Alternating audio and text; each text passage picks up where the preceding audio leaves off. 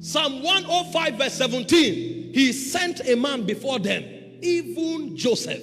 The Bible said he was sent. What a way to send a man. He was in the pit.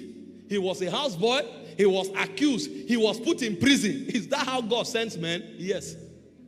What you call a life of pain and sorrow was a divine errand. But the guy knew. He knew that although things are not working now, but all things will eventually work for my good. For all things work together for good to them that love God, to them who are called according to his purpose. And so while he was in prison, he was waiting for his time. So when Potiphar's wife came, sleep with me, he said, no. Although my destiny is not to be a houseboy, it looks as if God has forgotten me, but I will not do this evil. A time is coming when my status will change. If I compromise now, I have betrayed my destiny. So it was because of that time that he endured. Did you not read about Jesus? The Bible said for the joy that was set before him, he endured the pain. People who don't know how spiritual things are administered, they are the ones who compromise. I will not sleep with you. If he did, he would have become the head of houseboys. And he would have been there for a lifetime. A prime minister would have been the head of houseboys. But he refused. And the Bible said, Psalm 105 verse 18, until the time that his word came. He said the word of the Lord tried him. The king sent for to lose him. Even the ruler of the people. He made him lord of his house and ruler of his substance, to bind his princes at his pleasure and to teach his senators wisdom. Imagine, Potiphar was not even a senator. The guy was going to a level in life where senators will become his students and disciples. What if he compromised? He knew that there was a time. He knew that there was a season where everything that pertained to his deliverance will happen. Hear me, women of God. It doesn't matter if you are in a pit. It doesn't matter if you are frustrated. Keep your ground. Your time is in the spirit. When that moment comes, the Bible said he lifted up the beggar from the dunghill and he causes him to stand among princes that they may inherit throne. You will not end where you are. You are on a journey. Wait for your time. Your enemies may laugh at you. They may taunt you. They may make mockery of you. I thought you said you are beautiful. How come you don't have a child? Wait, your womb is being prepared.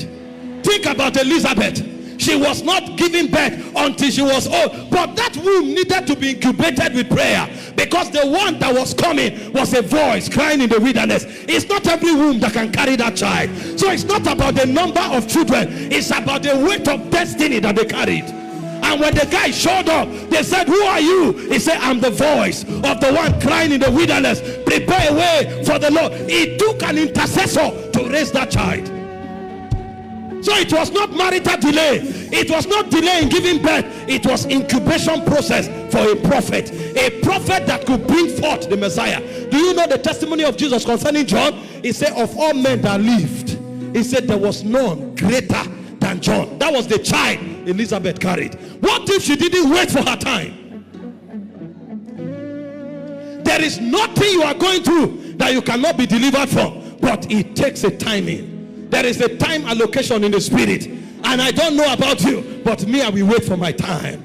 I'm not looking for anybody outside God to help me. I'm not looking for any mechanical means to go ahead. The race is not to the swift, neither is the battle to the strong. It's of the Lord that showeth mercy. I'm not moved by what men say. When I look to the east, I know that my Redeemer liveth.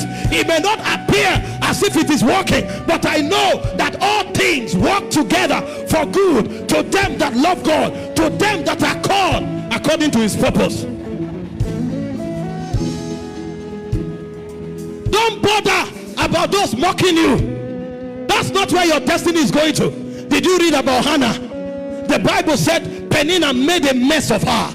Every time they went to Shiloh, Shiloh was supposed to be the high place of worship, but it was in the place of worship that she was mocked, so that she couldn't access her God. But a day came, she realized that this thing is a distraction, and she went before God. She left every distraction aside, and she was laboring in prayer. And God remembered Hannah.